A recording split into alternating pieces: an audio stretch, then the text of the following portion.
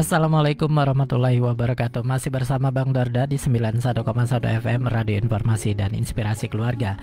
Selamat bergabung bagi sahabat yang baru bergabung di Inspirasi Sore kali ini. Terima kasih atas partisipasinya. Semoga sahabat-sahabat semuanya sehat walafiat. Yang sedang bekerja semoga tetap semangat. Amin ya rabbal alamin.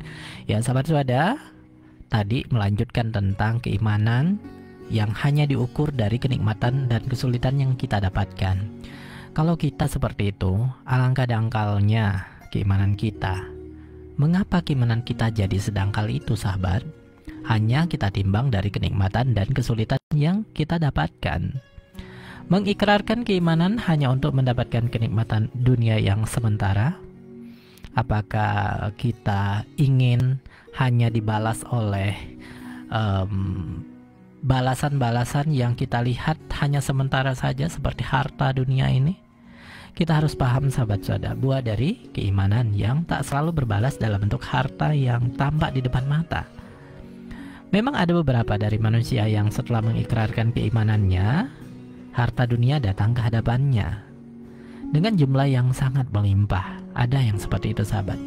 Namun di sisi lainnya ada juga mereka yang setelah mengikrarkan keimanannya, kehidupannya malah semakin sulit. Harta bendanya semakin sedikit. Ada juga yang seperti itu. Lantas apa Allah tak bersikap adil dalam hal ini sahabatku?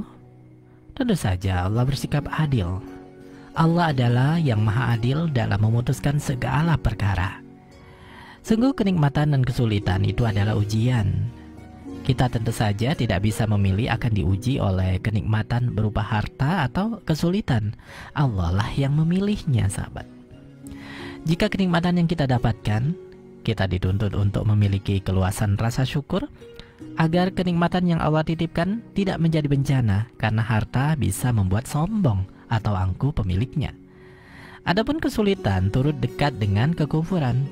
Itulah mengapa kita dituntut mempunyai sabar seluas lautan.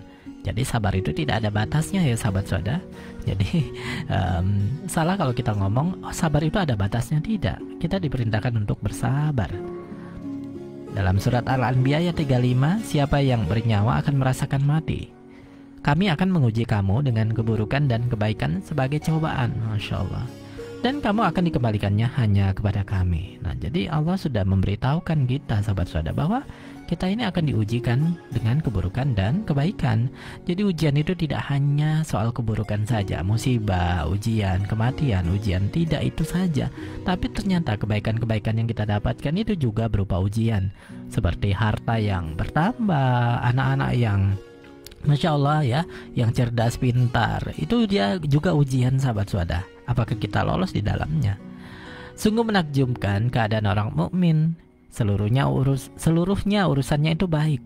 Itu tidaklah didapati kecuali pada seorang mukmin. Jika mendapatkan kesenangan, maka ia bersyukur, itu baik baginya.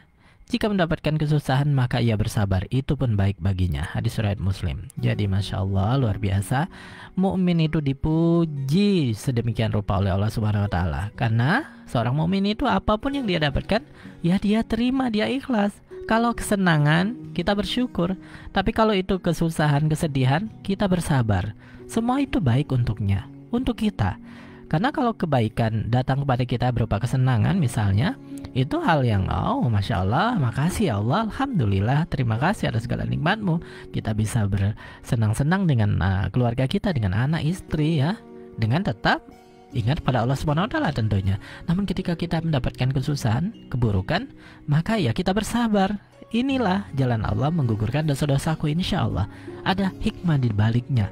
Semua itu kita ucapkan dalam rangka kita terima, ya Allah. Kita legowo dengan apa yang Allah berikan kepada kita, Masya Allah. Sahabatku, sejatinya bagi orang beriman, dia adalah penting Allah akan memberikan ujian dalam bentuk kenikmatan atau kesulitan. Sebab baginya yang penting Allah berada di pihaknya. Nah, itu dia. Ketika diberikan kenikmatan, ia bergegas mengucapkan syukur.